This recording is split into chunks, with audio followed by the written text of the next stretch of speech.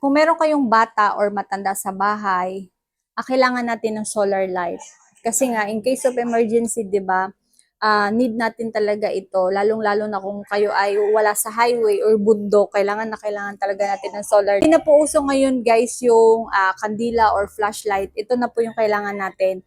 Unang-una, kaya ako nire-recommend sa inyo to guys, kasi sa bahay namin, dito sa kusina, meron kaming ganitong solar. So pagkakain kami guys, hindi na kami gagamit ng kuryente. So ibig sabihin, tipid talaga ito sa kuryente natin. Kami mismo, nakasubo kami kasi ang dami na namin solar dito sa bahay, paikot na.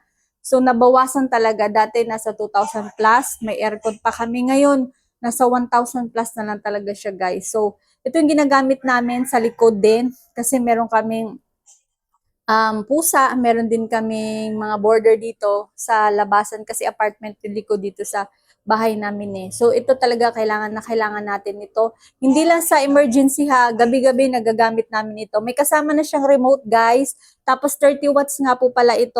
Tapos nagano siya, yung pag once na naka-charge, nag-iilaw siya na ganyan, nagbi-blink hanggang sa maka 100. Ayan.